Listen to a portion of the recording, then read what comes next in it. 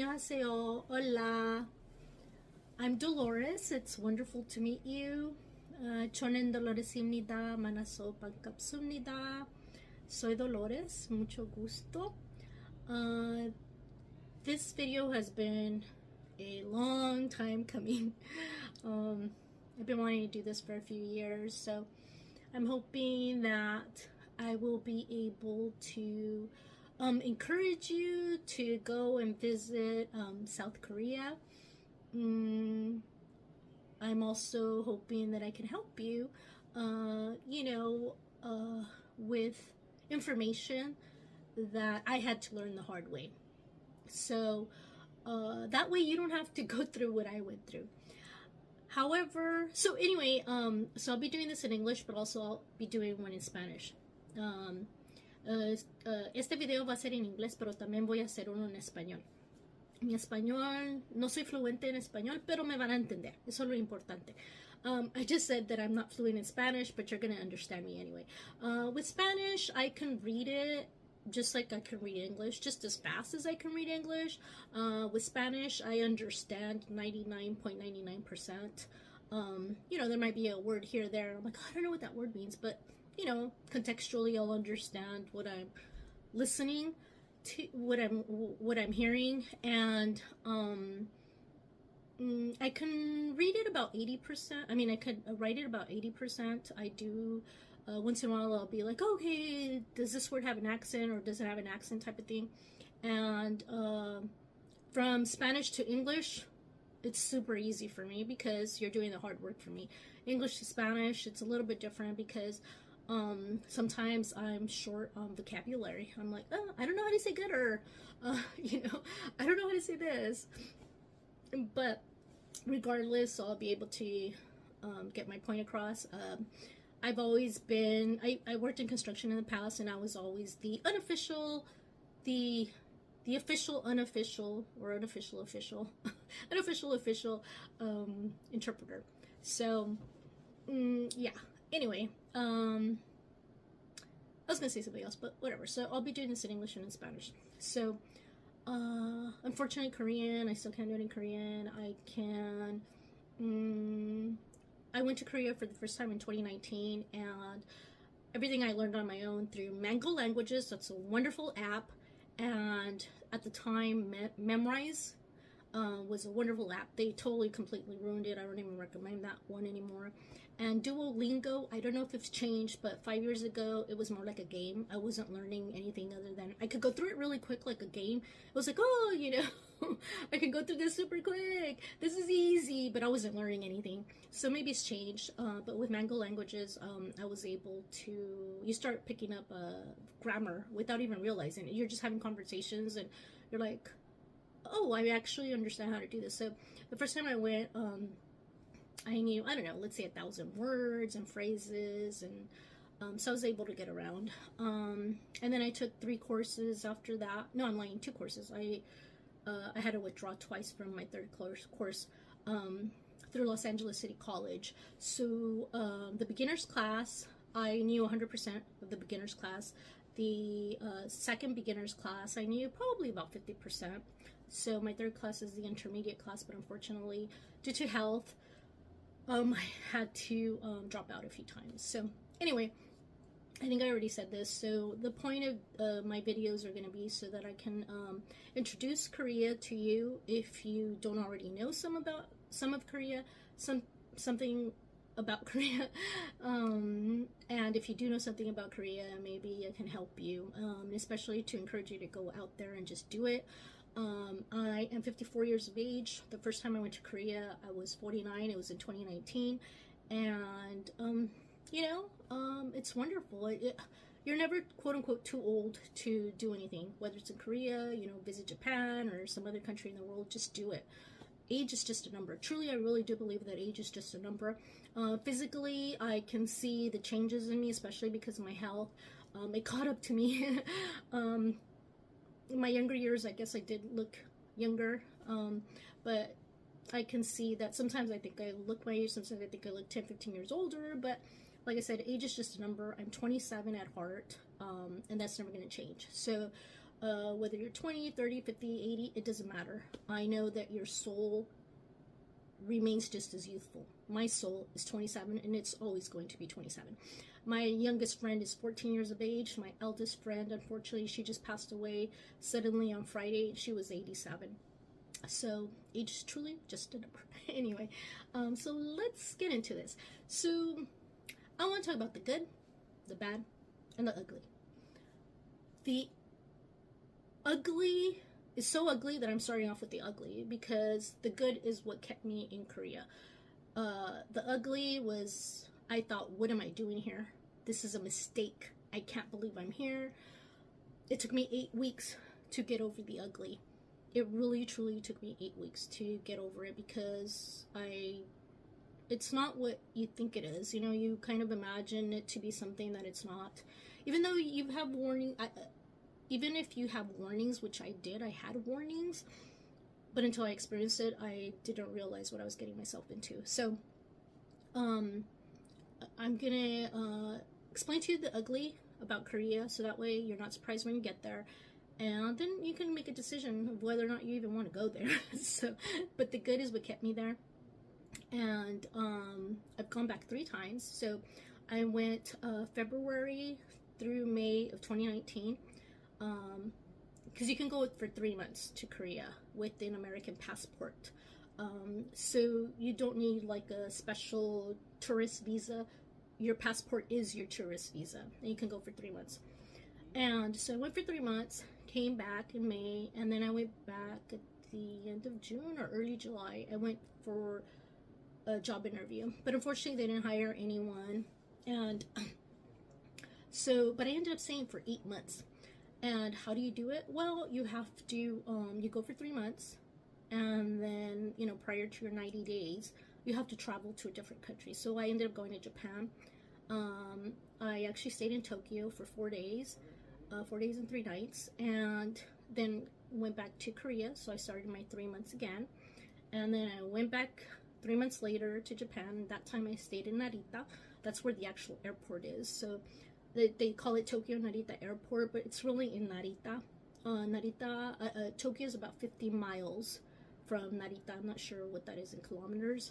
So I'll probably post it up here somewhere. So anyway, yeah, Japan is like, I'll tell you about Japan some other time. It's absolutely mind-bogglingly pristine, otherworldly. That's the best way that I can describe it. It's absolutely a phenomenal, incredible place. So back to Korea. So yeah, I'm gonna talk about the good, the bad, and the ugly, but the ugly is so ugly that I need to talk to you about it. But the good kept me there, so you will get over it. It took me 8 weeks to get over it. It may take you longer, or it may take you, or maybe it won't bother you at all. I don't know. We're all different. God made us all different. None of us are the same, and you know. So anyway, so let's talk about the ugly. So I have 2 brothers that had gone to both Japan and Korea, and they're the ones that actually introduced me to the culture. So one of my brothers, he had gone to Korea with a girlfriend at the time. Now she's his ex-girlfriend, but she had told me at the time that people were not very friendly in Korea, and that people push you and shove you in the subway. She said that one time there was space, you know, a lot of feet in between them and everyone else, and somehow a woman managed to bump into her, you know. And sure enough, that's the case. So you go, and people will not say I'm sorry. People will not say excuse me. People hit you, push you, shove you. They don't care. Not in the subway. In the subway, they don't care. Sometimes, yes, you are literally packed like sardines. But it doesn't matter. Even if you're not packed like sardines, you're still gonna get hit, pushed, and shoved. Sometimes you're packed like sardines that it's crazy how tightly confined you are. I remember the worst time, the worst confinement that I had in a subway was I was literally touching this girl in front of me. My body was completely touching her, and I was literally breathing in the back of her neck. I had a body to my right, I had a body to my left, and I had a body behind me, touching me. These 4 people, well, I was touching the girl in front of me, the other people were touching me. But I didn't want to know. I didn't want to know, are you a man? Are you a woman? I did not want to know who was touching me. So sometimes you're like literally like sardines. It's crazy. So, but like I said, you don't have to be packed like sardines. One time, the worst time, was when this girl decided that she was gonna try to play tackle football with me. There was nobody around me. I wasn't in anyone's way, and she just came charging at me. I saw her like coming at me, but I don't remember exactly how it happened. But anyway, I remember she came charging at me, and I turned around, and the California side of me came out, and I said, "What is your problem?" And I screamed it, and I had to like move like this so she can go past me because she was going to tackle me, and we were both gonna end up in the ground. So everyone just stopped, and everybody just stared, and they were probably like surprised. They didn't know what was going on. I didn't know what was going on, but I didn't care. I was not going to let her do that to me. So there were times like if you're up in the front where the doors are and you're like tight, when the doors open, I learned that you have to go out. I mean, if you can kind of move around and people can kind of go around you, you know, that's fine, but you're going to get hit, push and shoved. You will. So if you're up in the front, you can just go out and then come back in to the subway. So, yeah, that was something I really didn't like. Oh, and I think I already said this. They don't say I'm sorry. They don't say excuse me. Nothing. So let me, I'm going to kind of deviate a little bit, but there's a reason. So I was, on Saturdays, I would go attend, I would go to a language meetup. And it was a lot of fun. I loved it. I have some lifelong friends that I met through the meetups. So what they do is you go and you sign up, and what they do is they'll project like your name up on the wall, right? And then they'll tell you what table you have to sit at. So I don't remember if it was numbered like, you know, 1 through 7 or ABC. I don't remember. So it'll say like, okay, Dolores, you're at table 1 or table A. And then it'll say the other people that are going to be seated with you. So what they do is they try to put like 6 or 7 Korean speaking or Koreans at a table with at least 1, sometimes 2 English speaking foreigners. Those English speaking foreigners can be from anywhere in the world as long as they're English speaking. So then, so you just chat for an entire hour. And most of the time, we chatted in English. You know, I would tell them like I'm American, I'm from California, and that gets them excited. They want to know anything and everything about you. So, so it's really cool. So anyway, the second hour, you get, they put you in a different table. They put everybody in different tables. Once in a while, you're still gonna meet someone that you've already previously met. And then the third hour. So it goes on for 3 hours. And so yeah, it's a lot of fun. Like I really, really, truly enjoyed it. And the 3 hours go by really fast. And then they have like they give you a drink with so it does cost money. I don't remember how much it was. Let's say it was the equivalent of like $6. So you pay, but they do give you a drink. So you're paying the $6, but you're getting a drink out of it. You know, apple cider or soda or coffee or tea or something. And I was gonna say something else, but I got distracted. So anyway, at the end of the day, you know, people will just be like, hey, you want to go hang out? Sure, let's go hang out. So you go out to dinner, you go to karaoke. We did the karaoke a couple times, and then another time we went to like go play some games and stuff. But anyway, it's a lot of fun. So there were probably about 15 of us the first time. I think it was the first time. So it was probably within a couple of weeks that I had been there. So this one young man was seated next to me. So I brushed against him, like if I turned a little bit, like I hit his elbow, his knee or something. And I'm like, oh, I'm sorry. Oh, excuse me. You know, oh, no, it's okay. You're in Korea. You don't have to say I'm sorry. You don't have to say excuse me. And it's like, no, I'm American. We say I'm sorry. We say excuse me. And I remember when I had to go to the bathroom, I said, oh, excuse me, I need to go to the bathroom. Or I'm sorry, I need to go to the bathroom. And he repeated again, you don't have to say that. You're in Korea. And it's like I had to repeat myself once again. No, I do. I'm American, and this is what we do. So anyway, in the subway, yeah, there's no excuse me, no, I'm sorry, no, nothing.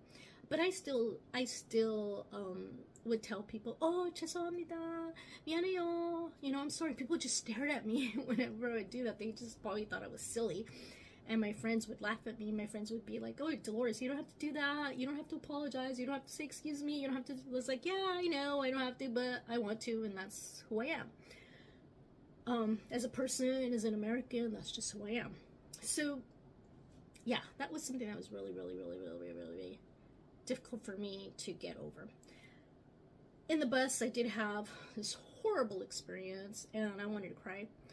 And so I'm going to pause the video, and I'm going to use Lovely over here. And do excuse me, because this is my, I have my work table over here. I have some leather pieces here. I have a leather piece over there. And so I don't have a whole lot of room, and it's a little messy and disorganized, but I'll try to figure something out. But anyway, I'm going to pause because I need to use Lovely over here. Okay, so this is on the bus, okay? So pretend this is me right here, okay? So sometimes in the bus, you do get it gets a little compact sometimes.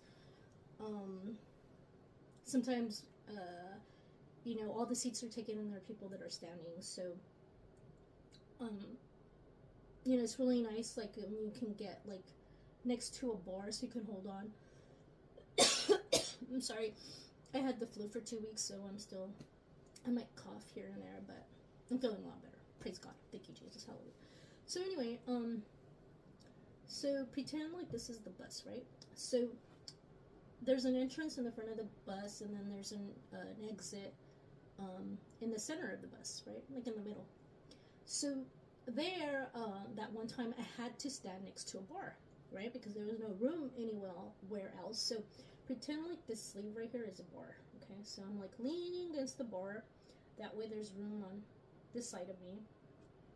And there's a scanner thingy right here, you know, on the bar. There's a scanner thingy. So what people do is they scan their card when they come into the bus, and then they scan their card when they leave the bus. So sometimes, like, if you have to, what's the word, transfer, they don't charge you any additional money, because if you can do it within like a 10-minute period or whatever, you know, you can just scan it, and then it's like, okay, you know, you have 10 minutes, whatever it is, I don't know, it could be 7 minutes. You have 7-10 minutes to get to your next transfer, and there are no additional fees, right? So, but if you miss it, then there's going to be additional fees. So, so yeah, it's really cool. Like, I really, really like that. And even if you're not going to, me personally, even if I'm not going to transfer, I still scan at the end of the day. So anyway, I'm leaning against the bar, right? And, you know, people are going to have to cross in front of me, right? To get to the, to have to, like, exit the bus, right? Well, I literally had people go like this. See my hand right here? Go around me to scan their card. Yeah.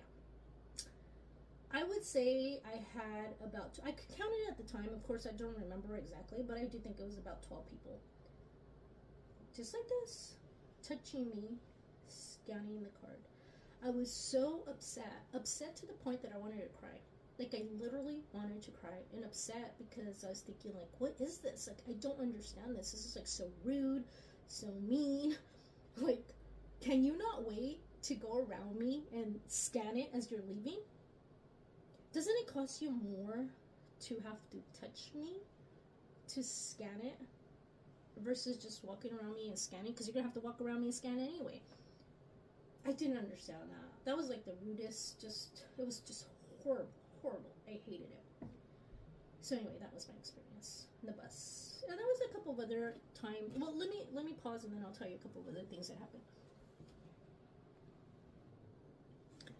Okay, so I don't know if I already said this. It took me 8 weeks to get over the quote-unquote ugly.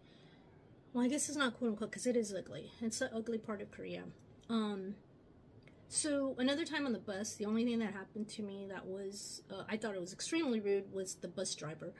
I had a bunch of bags, like groceries, and like, I had gone shopping, so I had to, so when I got in the bus, so sometimes the bus is so packed that the whole entire aisle area is filled with people, and you're literally standing next to the bus driver and even next to the front entrance, the front door of the bus.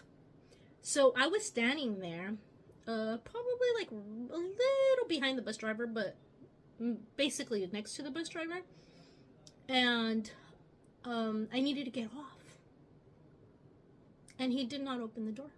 He told me no. He refused to open the door for me so I can just walk out, and I had to walk through telling people excuse me, so I could go around them so I can exit through the back center area of the bus. I thought it was so rude, and I remember I commented something to him like I didn't understand, like, because not all bus drivers are like that. You know, some bus drivers are like pretty cool. They'll open the door for you. It's like, oh hey, exit, like, you know. So he wasn't very nice. You know, maybe he's not nice to everybody, or maybe he just wasn't nice to me. I don't know. Because here in the States, I have never dealt with racism, ever. I'm 54 years of age. I don't know if I already said that, but I have never dealt with racism here in the States, ever, in my entire life. And in Korea, with that man, like I said, I don't know if it was just him, he's just mean and rude to everybody, or he just didn't like a foreigner in his country. I don't know. I did have, let me just tell you really quick so I don't have to do the video later. So I did have 2 experiences where I know for a fact that it was racism. They have these areas where you can sit down, like if you're pregnant or you're elderly, they have certain areas in the subway, even in the bus, where you can be seated. So I was in the subway. I was towards the elderly. I was standing near the elderly section, and so someone got up, and so there was these 2 elderly ladies on either side. So there was a seat in between them. So one of the ladies, she was probably in her 60s. She's like, hey, you know, come and sit here. And she told me in Korean. And I said, no, it's okay. She's like, no, come and sit here.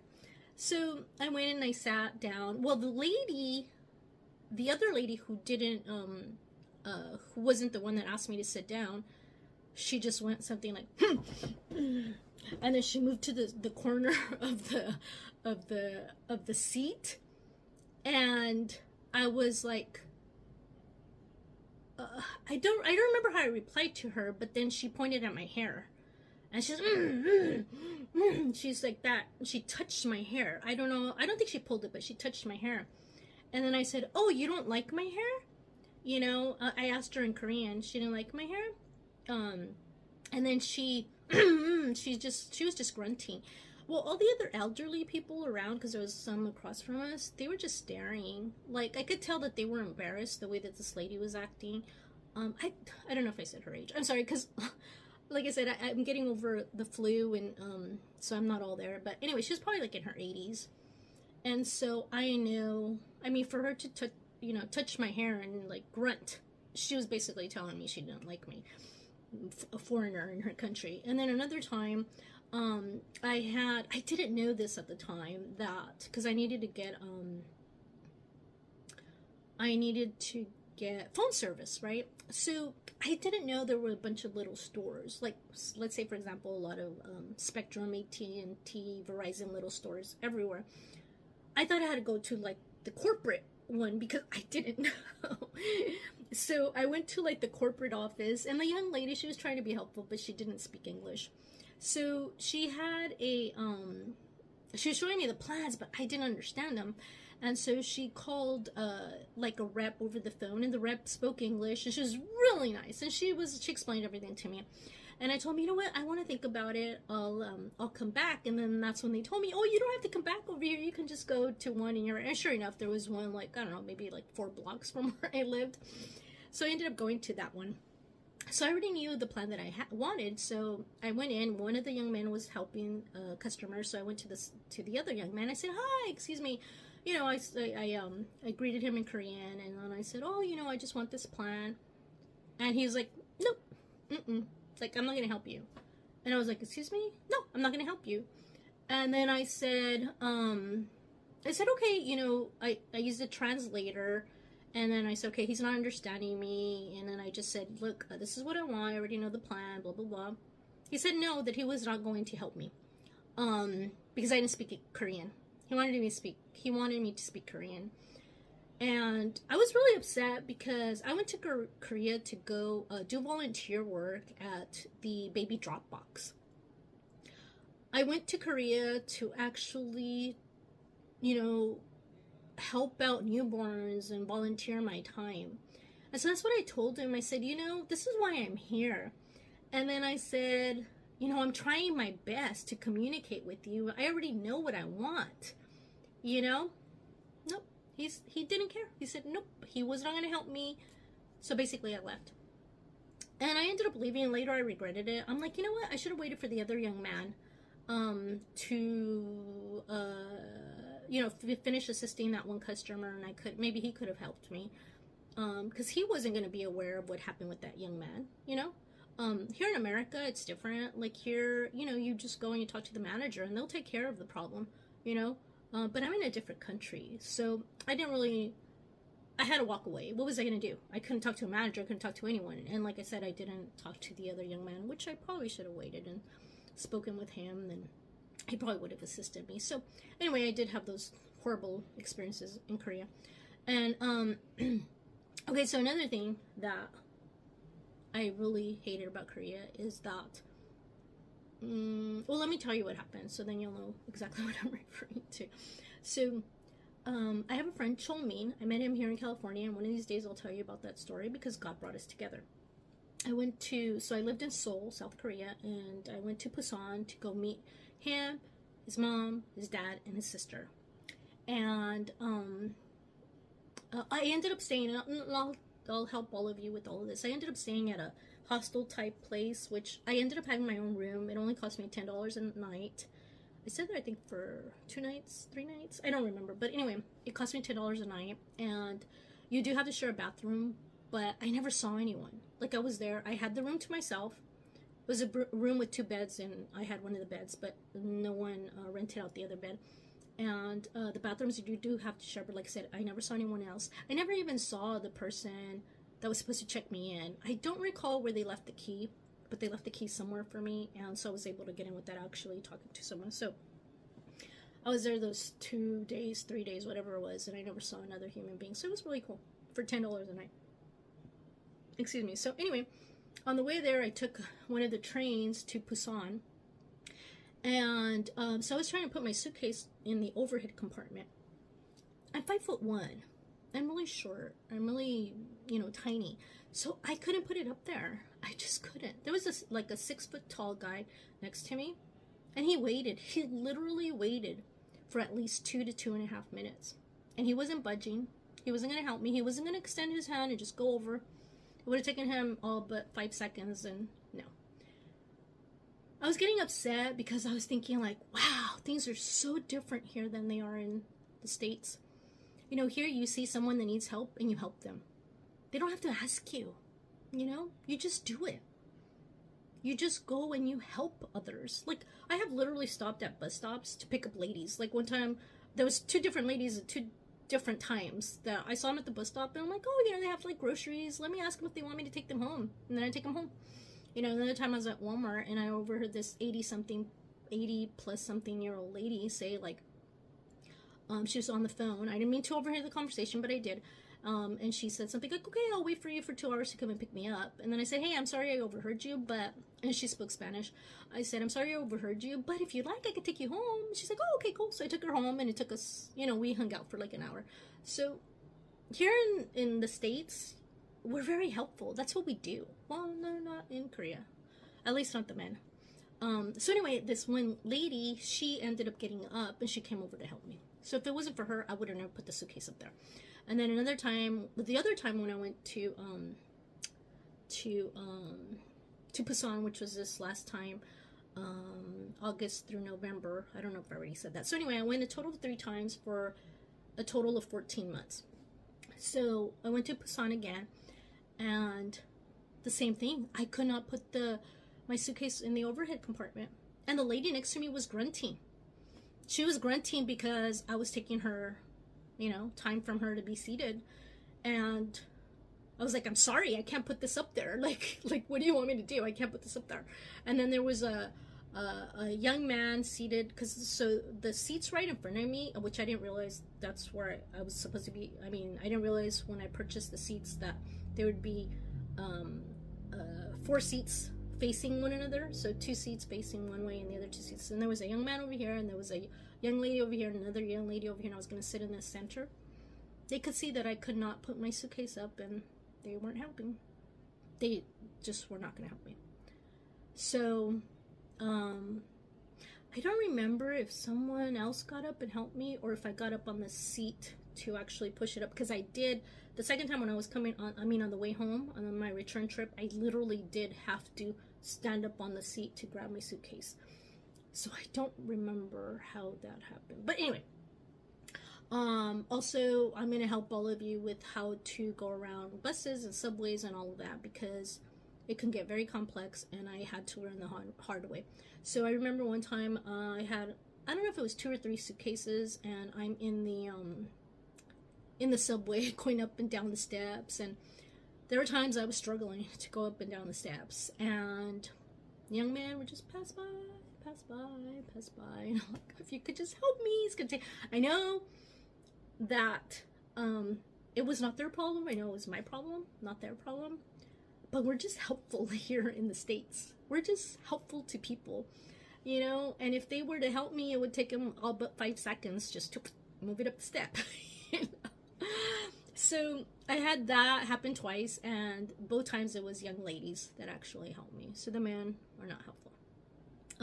It did change one time. I did have a man actually help me when I was going from this regular subway to another subway, and it was raining, and I just couldn't move my suitcases. I could not move them up. I was struggling, and young men going by, and this man, I saw him like look back. He paused. No, he looked back, but he kept walking. But then he looked back again, and he paused. I guess it was his conscience telling him, hey, just help her out. So he did help me out. He was really nice. But most men do not help women in Korea. And actually, one of my friends, he's married with 3 daughters. He actually told me, man, I don't know if he's looking for an excuse, or if it's quote unquote true. I don't know. But he said that men that are not married to women don't